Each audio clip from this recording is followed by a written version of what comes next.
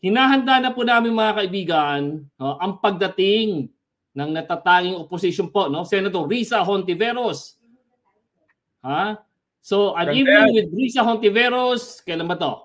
Tuesday, June 11 po, 5 o'clock, magsisimula ng 5 sa San Francisco Main Public Library. Kung may tanong po kayo mga kaibigan, alisin ko lang yung ano. Ano sinasabi niyo? Kailan ulit? June 11, Tuesday po. 5 o'clock po, nandun na kami. Although yung actual na po, Independence Day sa New York. Mukhang sa New York pupunta siya, di ba? New York, San Francisco, and Los Angeles. Okay, galing. So, malaki pong paghahanda ito. Bati mo na lang ako. Kwento mo yung ating panggugulo rito sa podcast mo. Siyempre. Pero ano yan? Kaya maganda nag-uusap tayo kasi itong tatlong linggo, Ronald, ito yung ipa-plug natin, ipakikilala natin sa mga Filipino-Americans. At hindi lang po to, broadcast naman to sa buong mundo eh. Pero especially po sa San Francisco at LA at New York, ipakikilala namin uli, no? Kung sino ang natatayong opposition at anong pinaglalaban ni Senator Risa Hontiveros. Sige nga Ronald, no, sa mga kasi may maraming estudyante rin eh. Maraming estudyante, maraming mga nurses na inaasahan namin pupunta. Ang tanong ko rito Ronald, no, sa konteksto na pinag-uusapan natin yung Pogo, no, kay Mayor Go, pinag-uusapan natin yung imminent, no, na pagbigay ng warrant of arrest, no, kay Duterte. At sa konteksto na pinagtatanggol natin yung West Philippine Sea. Sa tingin mo, bakit mahalaga na maghanda yung mga Filipino-Americans sa pagdating rito ni Senator Risa Hontiveros? Well, una kasi kinakatawan ni Senator Hontiveros yung matagal na nating pinag-uusapan na bagong politika. Ngayon kasi pag titignan mo parang ano ba yung politika sa Pilipinas? Sa gitna ng Duterte at saka ng Marcos, sa gitna ng Amerika at saka China, diba? Dapat may hinahanap tayo na hindi lang ganun na uri ng politika. Yung talagang ang batayan ay yung ating mamamayan at yung kinabukasan ng susunod na salinlahi. Tingin ko si Risa ay kinakatawan yan.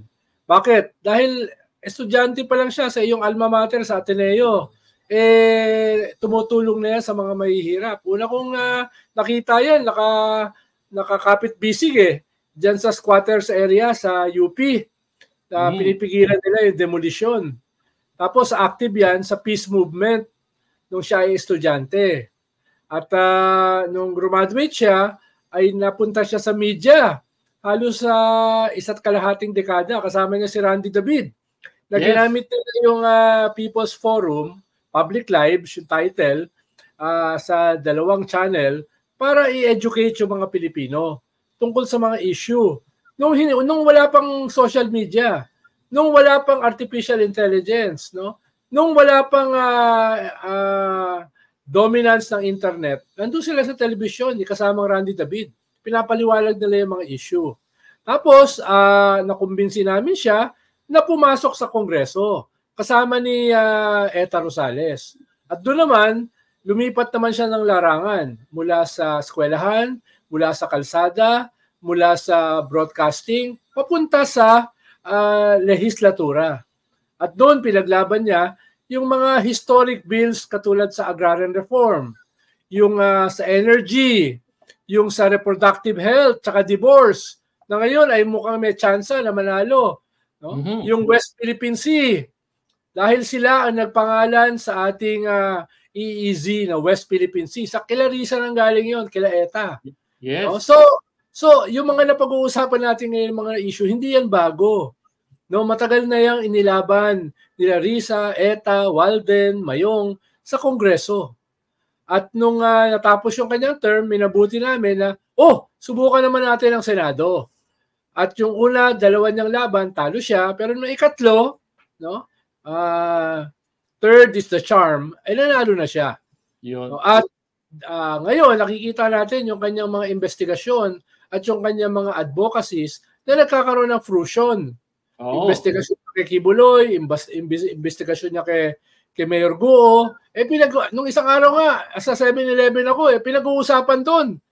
No? Pangiti ako dahil pag pinag-uusapan ka lang sa 7-Eleven, ibig sabihin, mainstream ka na. Oo. At yun, yung kanyang divorce law na pinaglaban niya nung nasa Kongreso pa siya, mukhang ngayon ay potensyal na maaprubahan, no? Yeah. So marami yan, no? Hindi ko na lang kayang i-encapsulate dito sa tanong mo, pero ang dami niyang advocacy.